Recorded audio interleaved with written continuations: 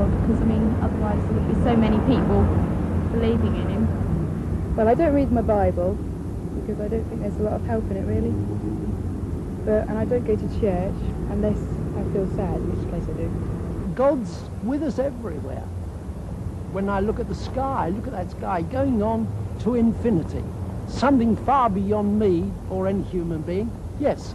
A lot of gas, I think, is up there at the moment. Apart from the gas, I think there It says in the Bible that he knows all the stars by name. That speaks to me of God's great power and his great glory. And when I look at the small, intricate things of nature, it speaks to me of how God has taken care of even the smallest manifestations of creation.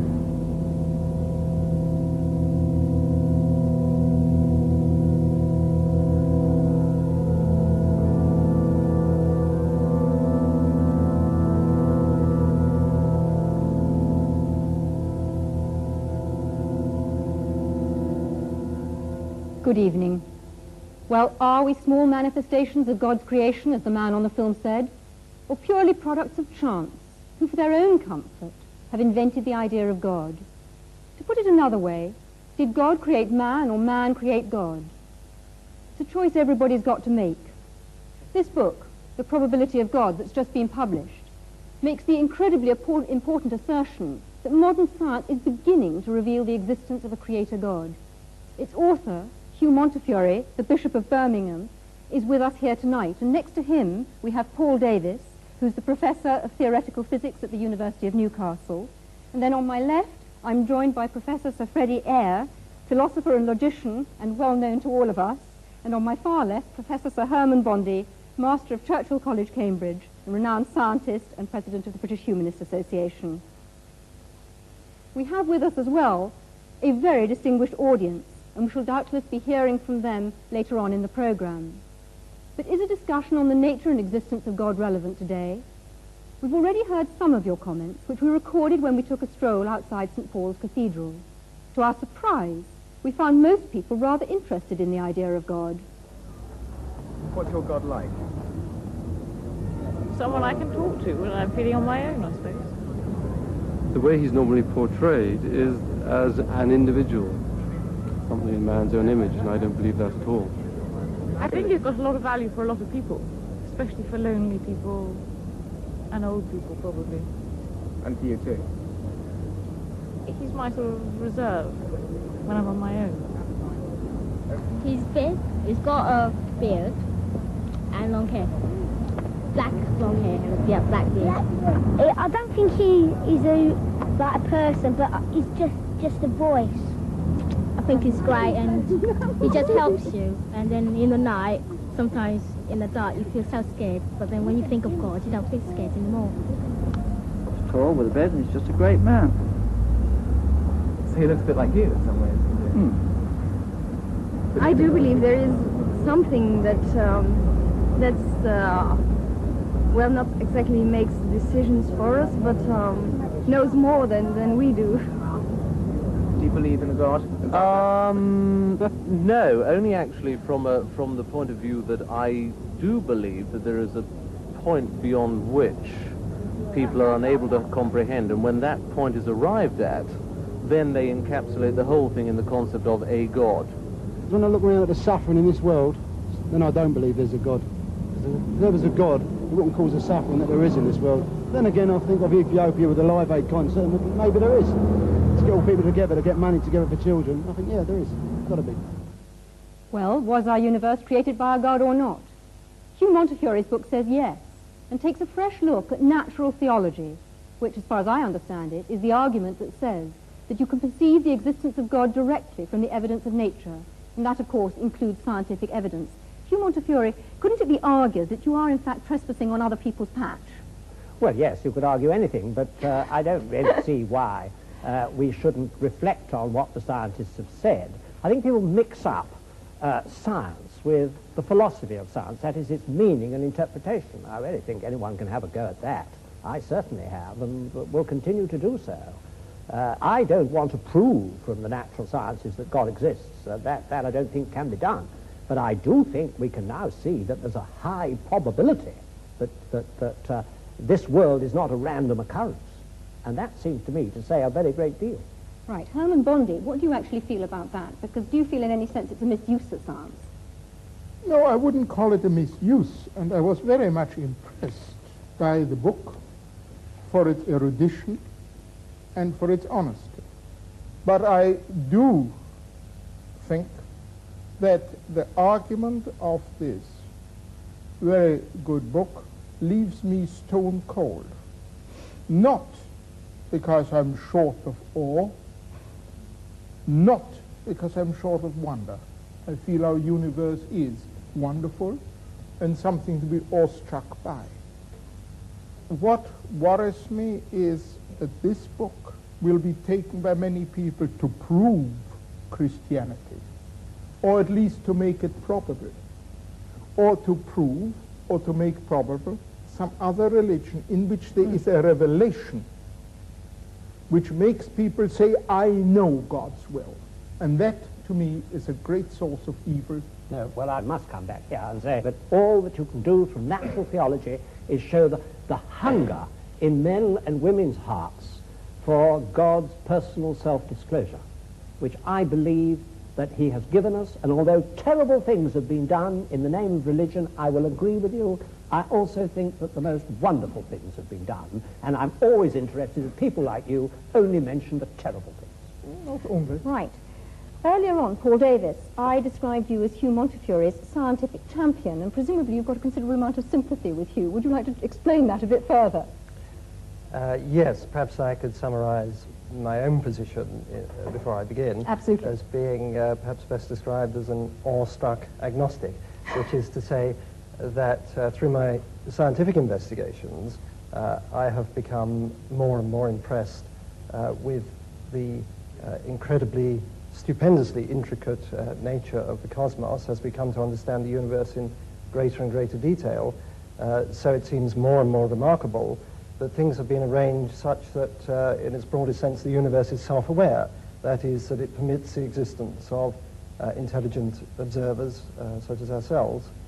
And it seems to me that this is not something which is inevitable, that the world could have been arranged differently, and that the fact that things have been arranged so that we can exist and observe the world, and that, moreover, our existence seems to depend very delicately upon the organization of the cosmos and the nature of the laws of physics. The fact that that is so seems to me a puzzle, and a puzzle that deserves an explanation. In other words, I would like to know why the world is the way it is. I can't accept it as a brute fact. I would like some sort of explanation. Right. Freddie Eyre, I imagine that as far as you're concerned, we've been talking a whole lot of rubbish so far. I'd like to hear your view on the subject. I don't think we've been talking rubbish. I think there's been a lot of bad logic. But that's not quite the same thing. What the last argument comes to is saying the world is arranged as it is, therefore somebody arranged it. Now, this is a very poor argument because it could apply to however the world was arranged. I mean, all that you have said, and all that I'm afraid the Bishop has said in a book which I also admired very much. I thought it was a very honest book and a very erudite book, I'm ready to say so. Nevertheless, all he was saying was, there are these causes, there are these effects, and had the causes been different, the effects would have been different. Nobody's going to dispute this. What is totally lacking is any justification for the assumption that the world as it is was designed, and had the world been different, it would not have been designed. And in fact, saying it's all designed by God is not an explanation of anything at all. You're just saying, here I give up, but because, and in fact, President Davis has admitted this, so science goes no further, therefore we're going to bring old Noble Daddy to make us all feel cheerful. That won't do. The reason why I'm interested in the natural sciences here is that so often you hear people saying the natural sciences have disproved God, or there's no reasonable basis for believing in God. I'm afraid Freddie Eyre's backing a loser here. I mean, it could just be a brute fact that human beings have evolved with their amazing capacities for relationship and for their experience of God is phony. It could just be true. It could be true that our intimations of morality have no ultimate sanction, that our experience of what is true and good and beautiful isn't a window into reality. But the simplest explanation of the lot, the simplest explanation in logic, is that there is a creator. Right. there are many other ways of looking for God other than science, and some might actually say better ways. And most of the world's religions believe that God takes steps to reveal himself and reveal the world to us. And I'd like very much to hear from Mahur Krishnamurti, who is a Hindu who is actually sitting in the audience here tonight. The Hinduism says very clearly, as far as the creation is concerned, it's not just God created the world and just left to itself. God himself became the beings, and the Hinduism strongly believes in God who creates, protects, and ultimately he dissolves. This is the belief of God, and the Hindus worship him with form and without form. The nature is the other face of God, and the Hindu strongly tries to describe the indescribable by worshipping him by various images. Can I go to Ahmad Deidat to talk about the role of revelation? You see, the Muslim believes that God Almighty, he reveals his messages in word form.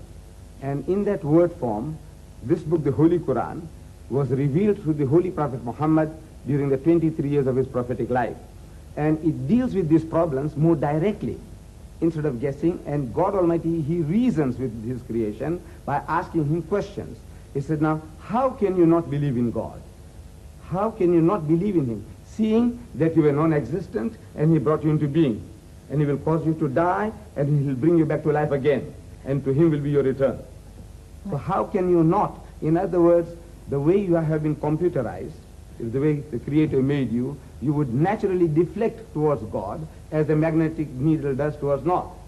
Can I just ask you whether your God is the same God as Hugh Montefiore's, the bishop's? It is the same God, except that in our concepts we differ. You see, the Archbishop, ultimately he will come to making Jesus Christ as God, a God incarnate. Now, the Muslim says, no, God is God and man is man. Right, can I move on now? Philip Eden, as a Buddhist, what in fact do you feel about this? Because your concept of God is quite different. Yes, well, as far as Buddhism is concerned, there is rather a different approach. We feel that there is a fundamental reality or truth or ground of being, which of course is in everything and behind everything. I think that many of the followers of theistic religions tend to believe that God is out there somewhere in the cosmos, and that it's necessary for human beings to try and somehow establish a relationship with him. As far as the Buddhist is concerned, that reality is everywhere and in everything, so that the task of the individual is to understand that reality in himself. And that is the methods that are developed in Buddhism to help somebody to come to that realization. We feel that the problem with a creator is that inevitably one must then ask the question, who created the creator? And that, of course, is endless. You can go on and on doing that. So somewhere you have to start with the first cause, and surely the first cause is the universe itself. Man is one way in which the universe experiences itself. But your God is obviously very different then from Hugh Montefiore's God. There's a point that Herman Bondi raised about, you know, the fact that many terrible things have been done in the name of religion, and I think it's perhaps important to point out that probably the reason for this is that people for a long time, I think particularly in the West, have had this concept, you know, I'm here and the truth is over there somewhere, and there is a narrow path that leads to that truth. If you have that concept, which I sort of think of as a fan-like concept, then inevitably, if you believe that you have found the right path, all the other paths are wrong, and your task is to force everyone onto that narrow path. Surely it would be so much better if we had this concept of the truth being, as it were, at the center of a circle. We are somewhere on that circumference, and there are many different paths that lead into that truth. And the thing for us to realize, I think, is that the particular path that we choose is very much a personal thing. And it depends on many different factors. It probably depends on the person that we have met that may have explained that path to us, and various experiences we've had.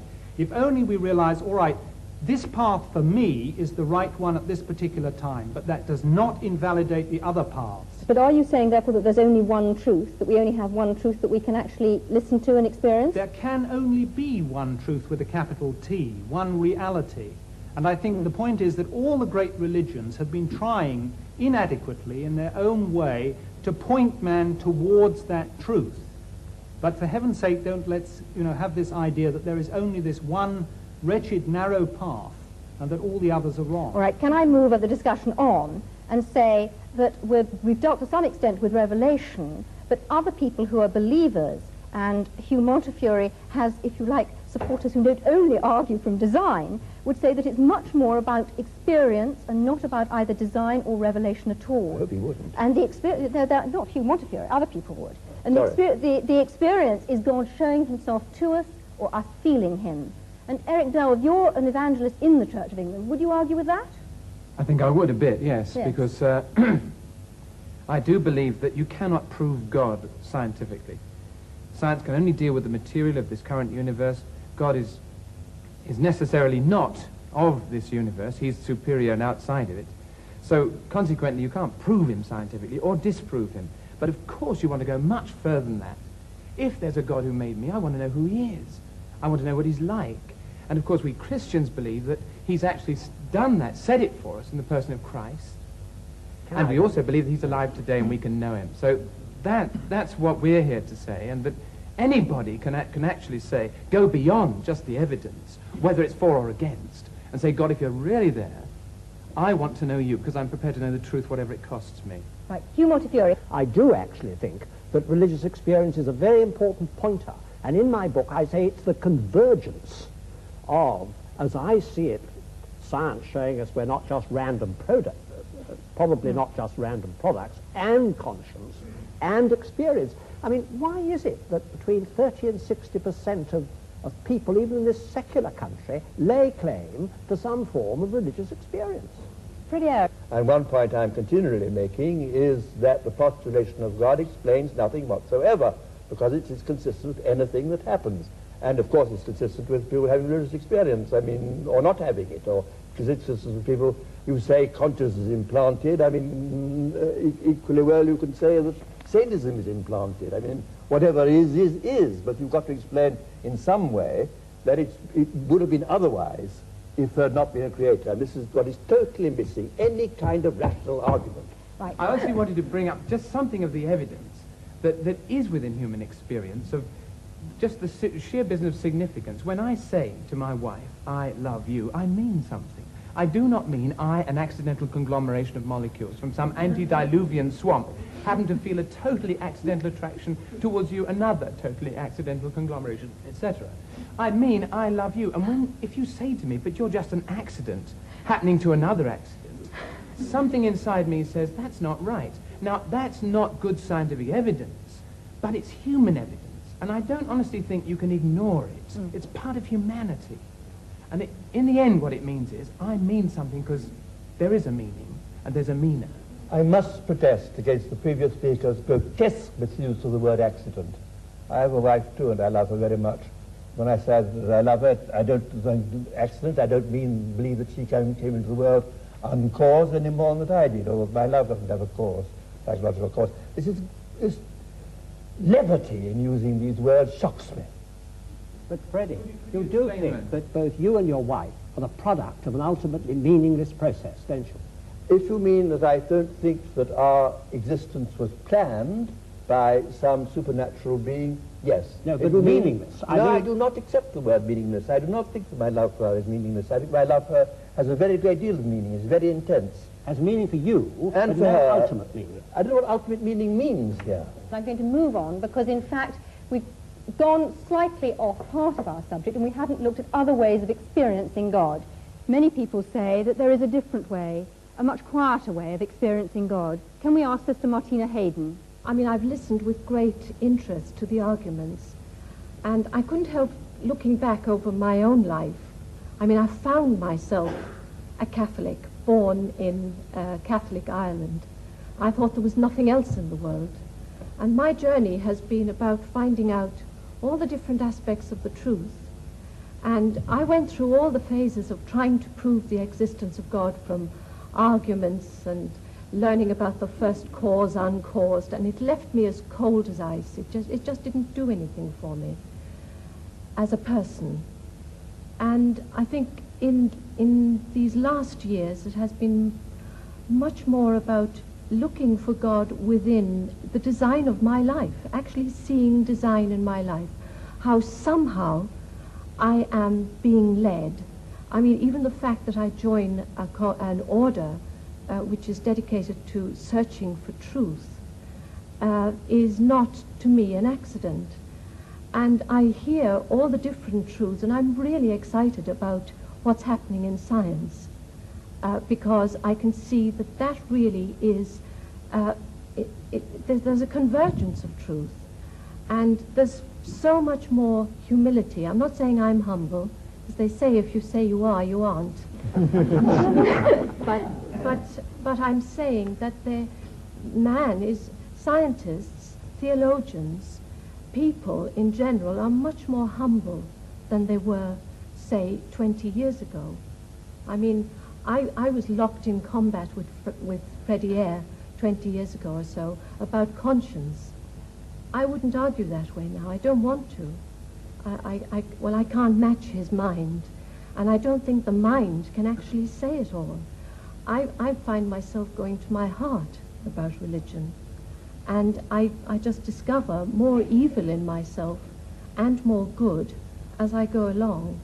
And the revelation of Christ in Christianity helps me there immensely, because I find that Christ didn't talk theological argument or logical argument. He didn't use any of those. He talked about the lilies of the field. He said the kingdom of heaven is like, that's a simile. So for me, God is revealing himself in me, in everybody. You know, I felt really close to the Buddhist gentleman who was speaking over there. I really felt I can relate to that too. I can look into the heart of a rose and it speaks to me. I can also look into the Bible and it speaks to me. Professor Eyre, are you going to say that that's not a valid experience and that that's not a valid argument? I think it's not an argument at all. It is a very moving and personal position, which I think is the last to want to criticize. Right. Well, this debate hasn't included one essential element, and that's looking at the alternative choice that belief in God is totally man-made. Hans Isaac, how do you view that? Well, as an atheist, of course, I can't believe that God created man. I think my parents had something to do with it. I have a distinct feeling that we're taking too provincial a view of the terms God and religion. We think of it in terms of dear old Pink Church of England. But of course that is only one very small aspect of religion. Both Torquemada and St. Francis of Assisi were religious and had an image of God, but they were very different images of God, one from the other. The Ayatollah Khomeini and Bishop Montefiore, I'm sure, have quite different gods in mind when they think about religion. Even the Jehovah of the Old Testament is very different to the kind of God that the bishop is talking about.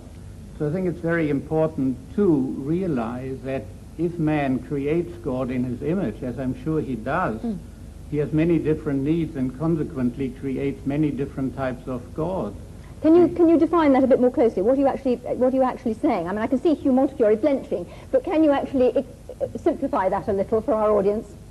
Well, if your personality is warlike, wants to proselytize, is aggressive and so on, then you go for the kind of God that the Quran portrays, which wants to proselytize the world and is warlike and so on. If you are peace-loving, you want to have an assurance of a future life and so on, and happiness, then perhaps you adopt the kind of God portrayed by the Ahmad Church of Deidat, England. would you agree with that?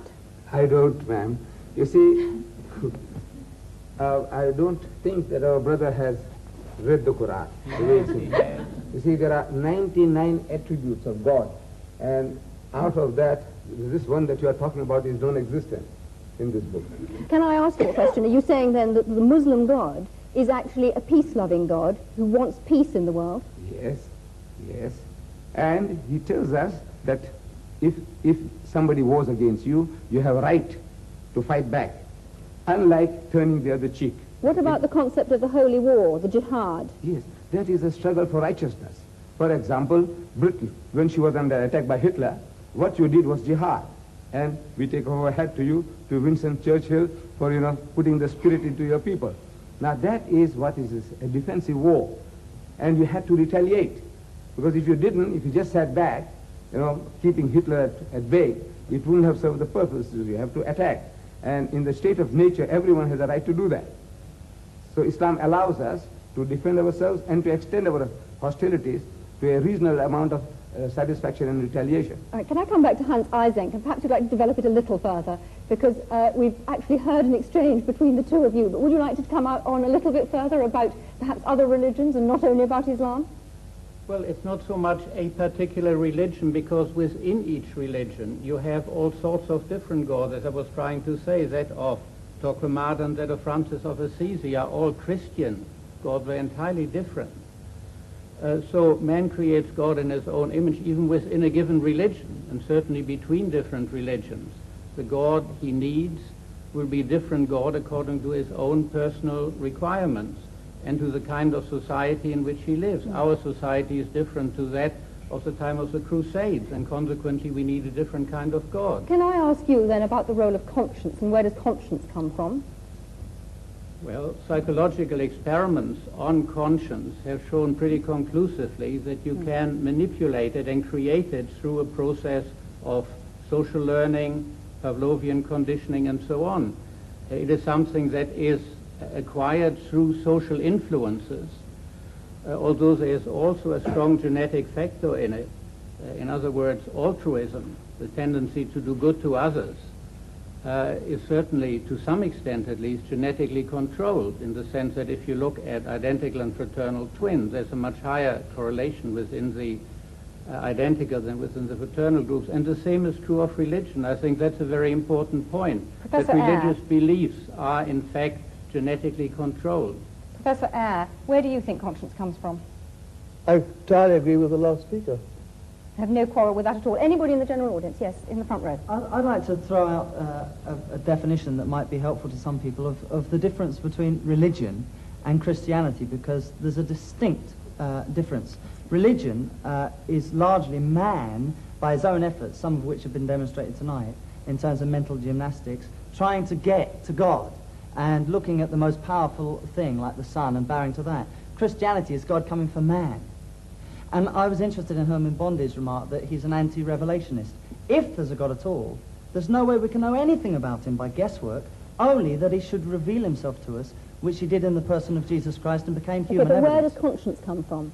Conscience is given to us by God, and we are in the process of numbing it and pushing it down to suit our own purposes and interests, which is called selfishness. Other people in the audience, where does where does the conscience, where's the idea of conscience come from?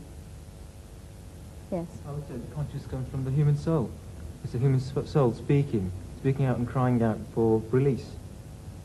Okay, it's not just fear. Do you not think that it's an animal fear, a fear of being found out? Yes, Daniel Rubinstein. I think it's a sort of fear of alienation, really, being cut off from the rest of the community.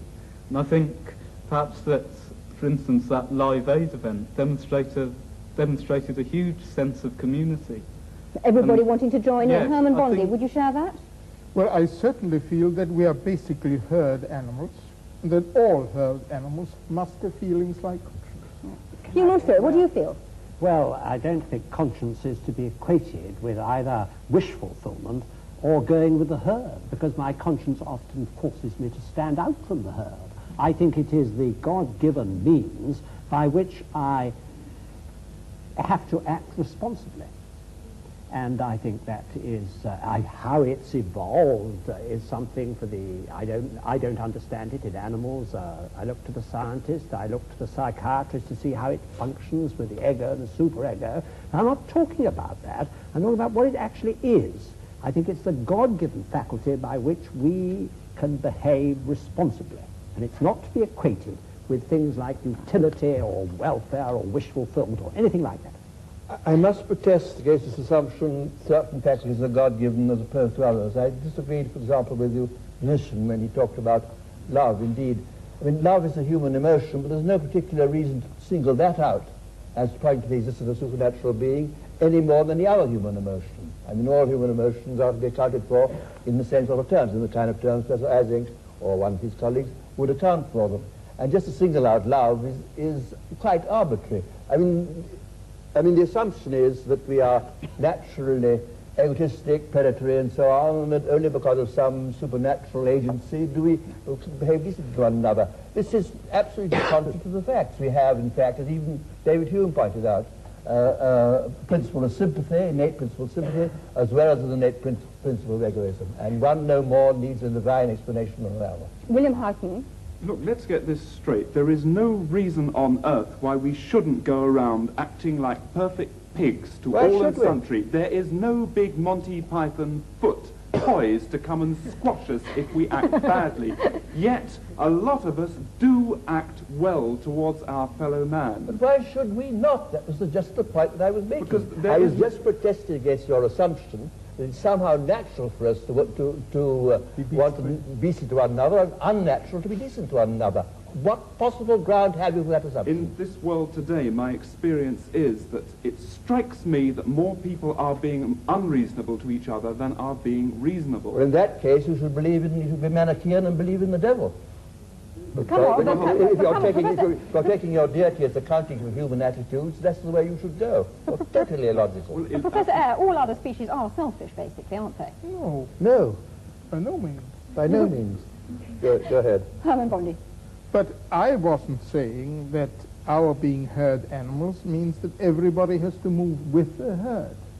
What I do mean to say that we are not solitary beings. We've got to have the faculty, as other animals live together, to get on in some fashion with each other. Tina Mehta. You just mentioned the devil with great aplomb. But the devil's best trick is to make man believe he does not exist. And I think that's what the problem is, that, we are in a state of chaos suddenly instead of harmony.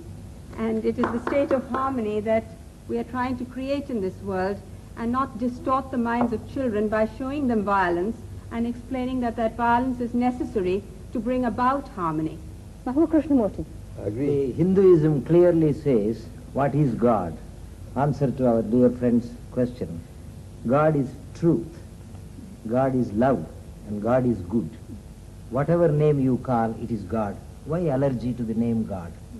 Love, beauty is God. So you don't actually feel that he's supernatural, so that God is supernatural. Hugh Montefiore, what do you feel about that? Well, I do think that God discloses himself in the smallest particle of matter, and in our human relationships, and in love is to me a window into God.